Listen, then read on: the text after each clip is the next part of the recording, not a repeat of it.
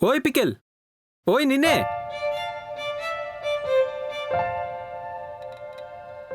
ఎక్కడికి వెళ్తున్నావు? Orders, pickles. సరే కానీ నీకు ఓ విషయం చెప్పకూడదు అనుకుంటున్నా. ఏంటది? I love you.